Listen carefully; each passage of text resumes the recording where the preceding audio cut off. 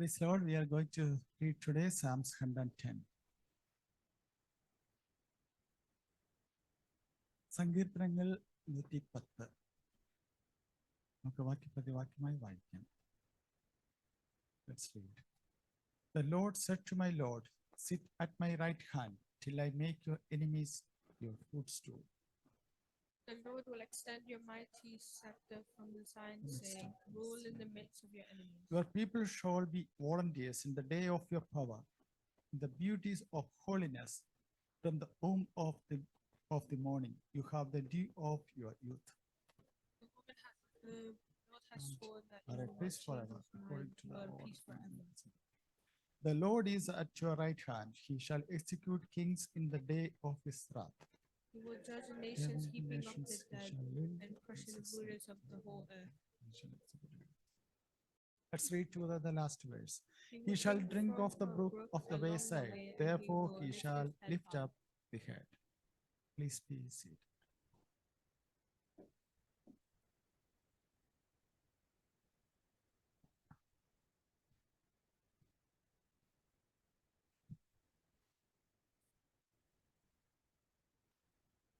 Praise the Lord. ദൈവം വരുന്ന കർത്താവ് യേശുക്രിസ്തുവിന്റെ നാമത്തിലുള്ള സ്നേഹവന്ദനത്തെ അറിയിക്കുന്നു. I extend my greetings and blessings to all of you gathered here. വീണ്ടും ഒരു പ്രാവശ്യം ദൈവത്തിന്റെ സന്നിധിയിലായിരിക്കാൻ ദൈവം ഓർത്ത് ദൈവത്തിന് നന്ദി പറയും. We give thanks to the Lord for giving us another opportunity to praise his name. ഇന്ന് ദൈവം തന്നിരിക്കുന്ന സങ്കീർത്തനം Psalms 110. And today the Lord has given us the Psalms 110. നമ്മൾ ഇന്ന് വായിച്ച സങ്കീർത്തനം ദാവീദിന്റെ സങ്കീർത്തനമാകുന്നു.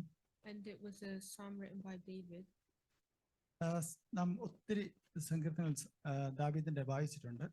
We have read many psalms of David. എന്നാൽ എൻറ്റയർലി ഡിഫറെന്റ് ആയിട്ടുള്ള ഒരു സങ്കീർത്തനമാണ് നാം ഇന്ന് വായിച്ചത്. But this chapter is completely different to his rest. It's a very important psalm in 150 psalms. 150 സങ്കീർത്തനങ്ങളിലെ ഏറ്റവും ഇമ്പോർട്ടന്റ് ആയിട്ടുള്ള സാം ആണ് നമ്മൾ വായിച്ചത്. അതിന് ഒന്നാമത്തെ വാക്യത്തില് ദാവീദ് എഴുതിയിരിക്കുന്നത്, The Lord said to my Lord, sit at my right hand till I make your enemies your footstool. അതായത് യഹോവ എന്റെ കർത്താവിനോട് അരുളിച്ചെയ്യുന്നു, ഞാൻ നിന്റെ ശത്രുക്കളെ നിന്റെ പാദപീഠമാക്കുവോളം നീ എന്റെ വലത്ത് ഭാഗത്തിരിക്കുക. ദാവീദിനെ കുറിച്ച് നമുക്കറിയാം, ദാവീദ് is a great king, great warrior and great prophet. ഇതൊരു പ്രൊഫറ്റിക് സങ്കീർത്തനമാണെന്ന് ഞാൻ വായിച്ചു കേട്ടത്. ഇത് മസിയയെ കുറിച്ച്, യേശുവിനെ കുറിച്ചുള്ള ഫസ്റ്റ് സങ്കീർത്തനം. ഇതിന്റെ first announcement of the Messiah rain, യേശുവിന്റെ ഉയർപ്പിനെ കുറിച്ചല്ല, യേശുവിന്റെ വരവിനെ അല്ലെങ്കിൽ യേശുവിനെ പോയിന്റ് ഔട്ട് ചെയ്യുന്ന ഒരു സങ്കീർത്തനമാണ് നമ്മൾ വായിച്ചു കേട്ടത്. ഈ ദൈവം യേശുവിനോട് അവര് തങ്ങൾ പറയുന്ന ഒരു കാര്യമാണ് ഫസ്റ്റ് വേഴ്സിൽ നമ്മൾ വായിച്ചത്. നിങ്ങൾക്ക് അത് The first verse says how Jesus says to God. The Lord എന്ന് എഴുതിയിരിക്കുന്നത് ക്യാപിറ്റൽ ലെറ്ററിലാണ്. ഫസ്റ്റ് ദ ലോർഡ് എന്ന് എഴുതിയിരിക്കുന്നത് ക്യാപിറ്റൽ ലെറ്ററിലാണ്. സെക്കൻഡ് ലോർഡ് എന്ന് എഴുതിയിരിക്കുന്നത് സ്മോൾ ലെറ്ററിലാണ്. ശ്രദ്ധിച്ചാൽ അറിയാം, മോസ്റ്റ് ഓഫ് ദ ബൈബിൾസിലും അങ്ങനെയാണ് എഴുതിയിരിക്കുന്നത്. The first, the Lord is in capital letters, but the second, my Lord, is in small letters. കാരണം the second എഴുതിയിരിക്കുന്ന ലോർഡ് മെസ്സിയയെ കാണിക്കുന്നു. The second, my Lord, is ദൈവം the Messiah. ദൈവവും യേശുവും തമ്മിലുള്ള സംഭാഷണത്തിന്റെ ഒരു പ്രൊഫറ്റിക് രീതിയിലാണ് ദാവീദ് അവിടെ എഴുതിയിരിക്കുന്നത്. And David writes in a prophetic way a conversation between God and Jesus. ഈ വാക്യം, ഈ 110 സങ്കീർത്തനം 27 പ്രാവശ്യം നമ്മുടെ ന്യൂ ടെസ്റ്റ്മെന്റിൽ കോട്ട് ചെയ്തിട്ടുണ്ട്. And in Psalms 110 this verse is quoted. അതിലെ ഒരു വാക്യം മാത്രം നമുക്ക് എടുത്ത് വായിക്കാം. Matthew chapter 22 verse 44. Yes. Matthew chapter 22 verse 44.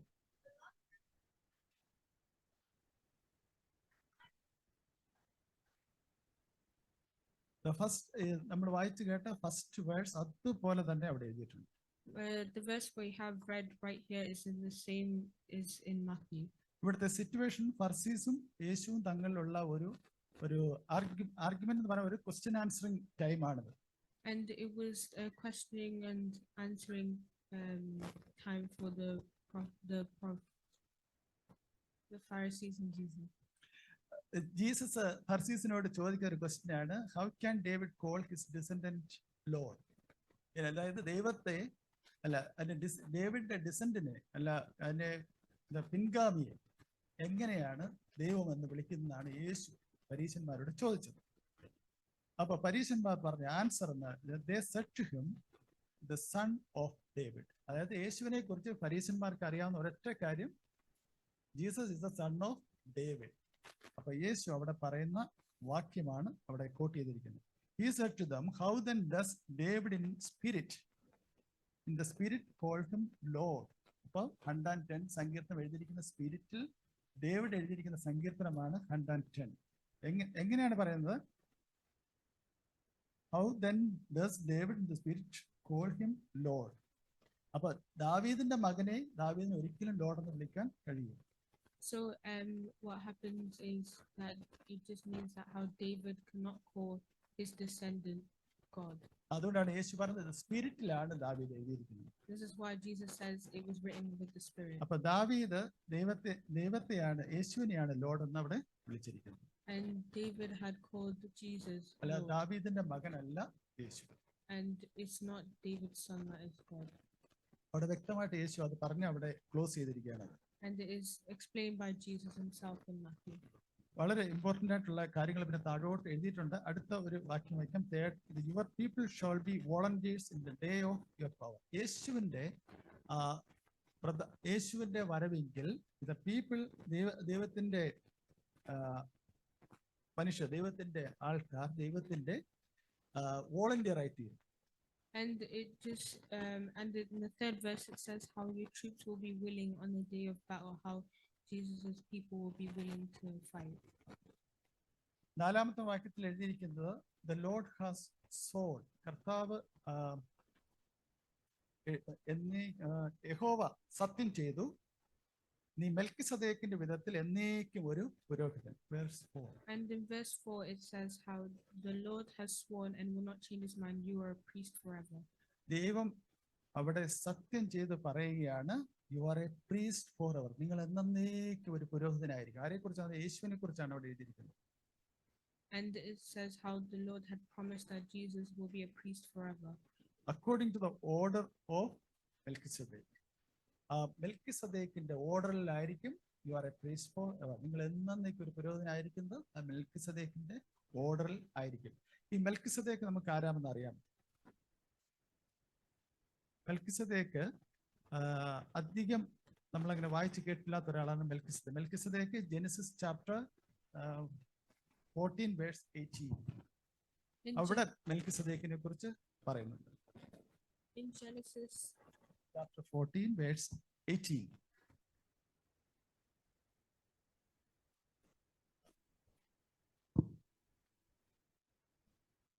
English വായിക്കാമോ?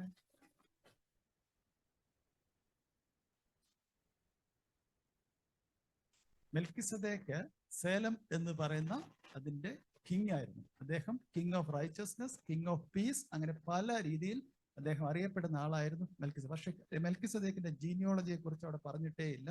പക്ഷെ മെൽക്കിസദേക്ക് അവിടെ വന്നത് എന്തിനാന്ന് വെച്ചാൽ ഏബ്രഹാമിനെ ബ്ലെസ് ചെയ്യാനായിട്ട്. ഏബ്രഹാം തന്റെ ചുറ്റിലുമുള്ള and it says and it explains in Genesis how this Melchizedek is not very talked about in the Bible, and it was only referenced in Genesis to show that he was giving blessings to Abraham. Abraham തന്റെ ചുറ്റുമുള്ള ജാതികളെ എല്ലാം നശിപ്പിച്ചിട്ട് നിൽക്കുമ്പോഴാണ് മെൽക്കിസദേക്ക് ഏബ്രഹാമിനെ bless ചെയ്യാനായിട്ടാണ് അവിടെ കടന്നു വന്നത്. When Abraham destroyed all his enemies, that is when this king came and blessed him. കാരണം മെൽക്കിസദേക്ക് കിങ് ഓഫ് റൈച്ചസ്നെസ്, നീതിയുടെ രാജാവായിരുന്നു. Because this king was the king of righteousness. മെൽക്കിസദേക്ക് എന്ന വാക്കിന്റെ അർത്ഥം കിങ് ഓഫ് പീസ്, സമാധാനത്തിന്റെ രാജാവ് എന്നാണ് അർത്ഥം. And his name means the king of peace. അതുകൊണ്ടാണ് അവിടെ ഇരിക്കുന്ന സമാധാനത്തിന്റെ രാജാവിന്റെ ഓർഡറിലാണ് ക്രിസ്തു ലോകത്തിലേക്ക് വന്നത്. And that is why it says in the peace that the Lord has came to this world. ആ താഴോട്ടുള്ള വാക്യങ്ങളെല്ലാം യേശുവിന്റെ Lord is at your right hand, he shall judge among the nations, he shall execute the heads of many countries. അതുപോലെ he shall therefore he shall lift up the head. അങ്ങനെ എല്ലാ കാര്യങ്ങളും യേശുവിനെ project ചെയ്യുന്ന ഒരു prophetic സങ്കീർത്തനമാണ്. And the rest of the verses just are prophetic verses about things that Jesus will do. ഇതിനകത്ത് Jesus ആണ് ദൈവം എന്നും രാജാവാണെന്നും എല്ലാം ഓരോ വാക്കുകളിലും എഴുതിയിട്ടുണ്ട്, ഓരോ വേഴ്സസിലും എഴുതിയിട്ടുണ്ട്. And it explains how Jesus is God in each of these verses. അതും കൂടെ പറഞ്ഞിട്ട് ഞാൻ ഇരിക്കാനായിട്ട് ആഗ്രഹിക്കുന്നു. And I'm going to say this and finish. First വേഴ്സിൽ Jesus is God. The Lord said to my Lord. ആ വേഴ്സാണ് ജീസസ് ഇസ് ഗോഡ് എന്നുള്ള proof. Second, Jesus is king. Rule in the midst of your enemies. Third one, Jesus is the captain of his people. Your people, verse 3, your people shall be volunteers in the day of your power. Fourth one, Jesus is our high priest. You are a priest forever. Fifth one, Jesus is the returning conqueror. Verse 5, he shall execute the kings in the day of his wrath. 6, Jesus is the judge of all the earth. Verse 6, he shall judge among the nations. 7, Jesus is exalted above all the names. Verse 7, he shall lift up his head above.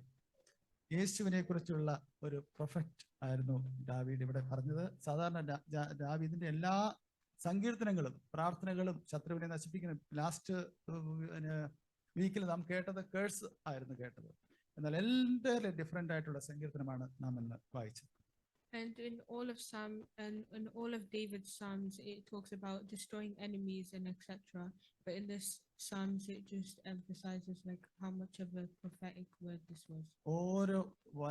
ഓരോ വാക്യത്തിലും യേശുവിനെ ഉയർത്തി കാണിക്കുവാനായിട്ട് ദാവീദ് ശ്രമിച്ചിട്ടുണ്ട്. And in every single verse, it praises Jesus. ദൈവത്തിന്റെ ദാസനായ ദാവീദിലൂടെ യേശുവിനെ കുറിച്ചുള്ള പ്രൊഫറ്റിക് സങ്കീർത്തനമാണ് നാം കേട്ടത്. And as a man of God, David has given us a prophetic song. ഈ വചനങ്ങളാൽ ദൈവം നമ്മളെ ഓരോരുത്തരെയും അനുഗ്രഹിക്കുന്നു. May these verses bless us. Amen. Thank you all. God bless.